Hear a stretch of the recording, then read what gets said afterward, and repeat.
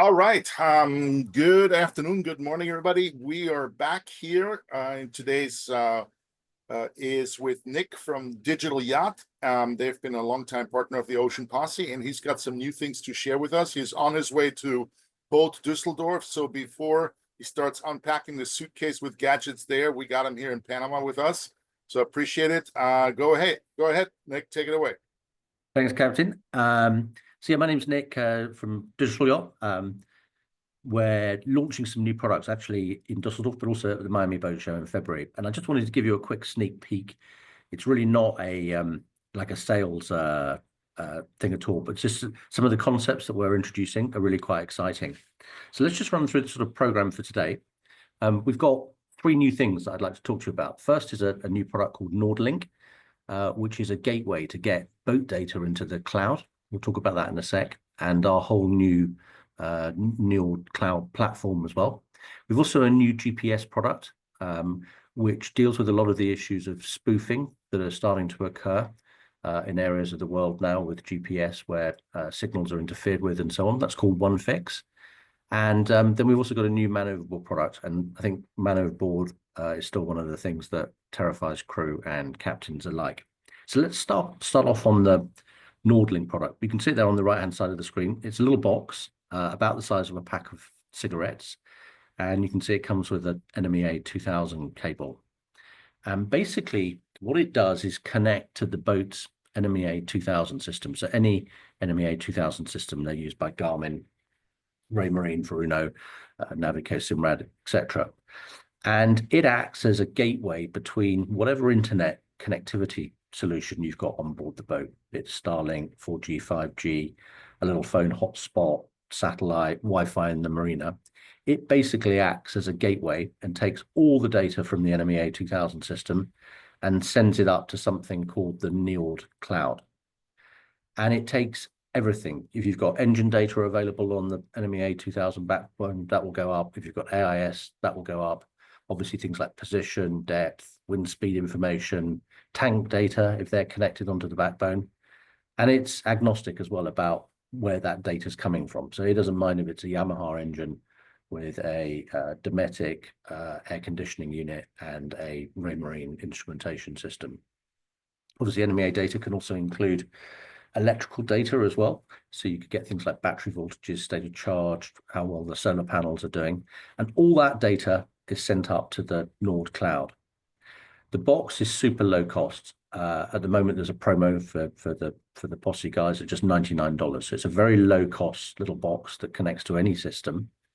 And it comes with a free app that allows you to configure the device and create a Nord cloud account. With that basic free app, you'll see free for life, the position of your boat and the core navigation data, depth, wind speed, wind direction, that type of thing on a little map. Not obviously to be used for navigation, but just a nice thing that you'll be able to see where the boat is and what's going on. But the Nord Cloud starts to bring a lot of many more exciting things. And basically that evolves around applications. So that's things like you have an app, like the Navionics app and so on your phone, but more interesting type apps for monitoring, alerting, control, but also historical analysis. And we'll look at some of the things that are already coming out. As we like to say, if you think it, then hopefully the NIOD cloud can do it. So let's just give you a bit of background about the NIOD cloud. We're working in partnership with a company called VM. You can Google them. VM's about 4 years old, something like that. It's a New York startup, but it was actually founded by the original founder of MongoDB, which is a $2 billion database company, very well known in the database world. And Elliot, who founded that 15 years ago, floated it, now got a market cap of 25 billion. So pretty significant business, has gone on to new things and created Viam 4 years ago. So Viam or VM, depending on where you're from, is a platform designed for the Internet of Things, robotics, AI, and so on. And it's helpful that Elliot is also a passionate boater. So one of the things he wants to do is to use the platform for maritime, but they're doing all sorts of exciting things, from looking at ticketing applications in sports stadiums to food and beverage production facilities, and using robots and advanced AI to control those type of things.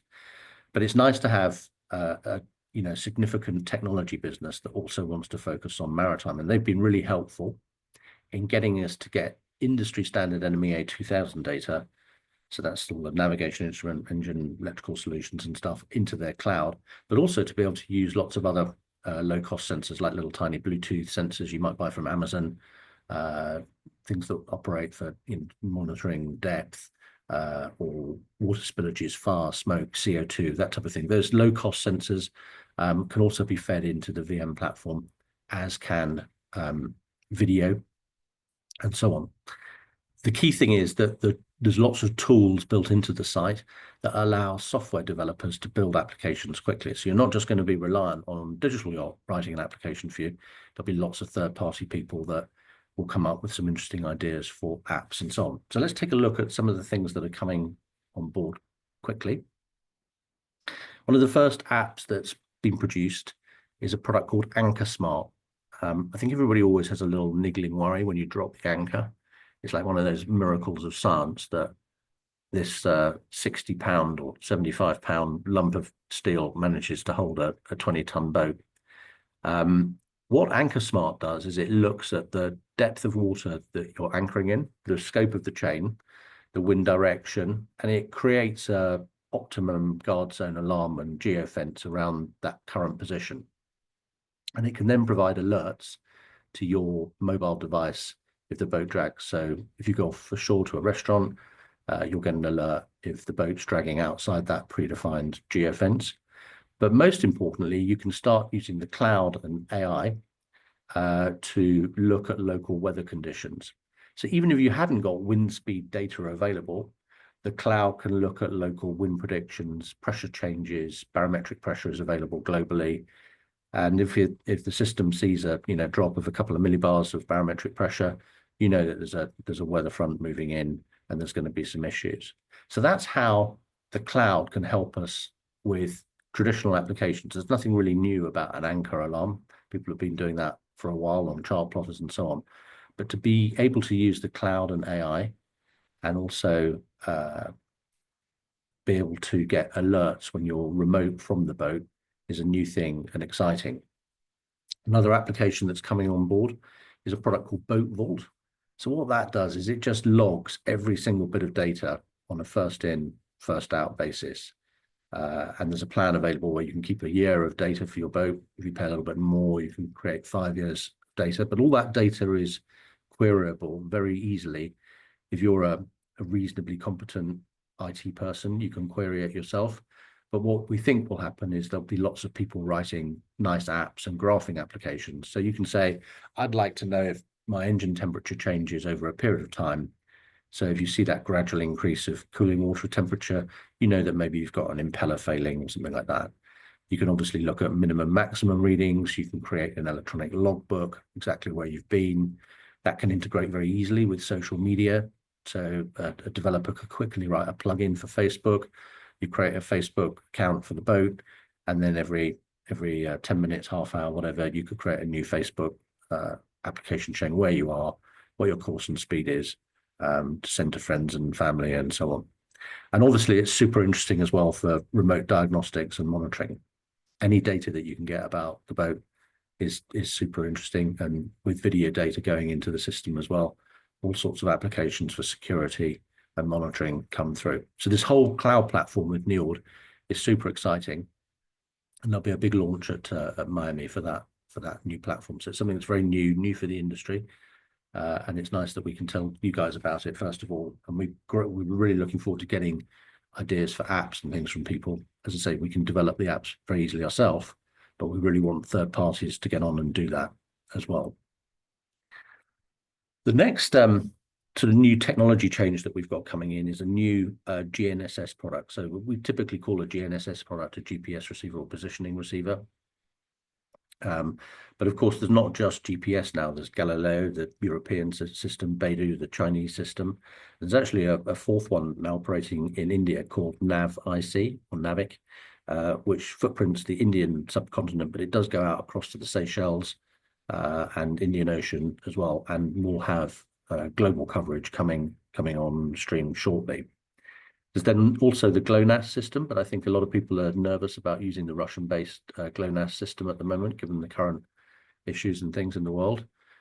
So as standard, our new device just operates with GPS, Galileo, Beidou, and NAVIC, but you can add a GLONASS sensor to it if you want to. One of the things that's happened is that originally all GPS signals were sent on what was called the L1 frequency. And since then, in the last few years, L5, a high precision, different range of frequencies are also used to give you much, much better accuracy, typically sub 1 meter accuracy when you're using an L1 and an L5 receiver like the OneFix utilizes, and also with super fast updates. So updates 10 times a second. So when you look at a chart plotter redraw of your positioning fix, you'll see it's a much more stable, especially when you're going slowly, you get nice, stable course and speed readings. Really what OneFix is doing though, is using lots of anti-spoofing algorithms to make it more resistant to interference. Firstly, it's physically more resistant to it by an advanced external antenna, and also by using the two frequencies, the L1 and the L5, you can make comparisons between that and check to see if there's going to be issues. It also allows you to block certain constellations of satellite, and you can make comparisons between the accuracy of each satellite constellation. So if you see one giving you a very different reading from the other, you know that you may be being interfered with or spoofed on your positioning. It connects to just about anything. It's got NMEA 2000, NMEA 0183 for older systems. There's an SD card built into it, a little memory card. So it will offer voyage data recording, and you just access it through a wireless interface to bring out all that data, which is quite nice. So it's like an electronic logbook effectively. And the Wi-Fi can be used with iPads and tablets as an effective positioning source. So that's our new OneFix product. It will work with anything. So say NMEA 183 or 2000, Wi-Fi for iPads and so on. So a very good new high precision GPS GNSS product for boats. Finally, with one more new product, a man overboard product called MOB Alert. As I say, I think a man overboard situation is probably one of the most serious for captains and crew alike. And one of the key things is that you want to be able to pick up the casualty as quickly as possible, which means knowing where they went overboard. It's actually super difficult to see. When we were doing some tests and things, and we had a willing volunteer who was happy to jump in, I was really surprised at how quickly that person disappears from view. Frighteningly quickly, actually. Once you've just got even a few feet of swell, they disappear.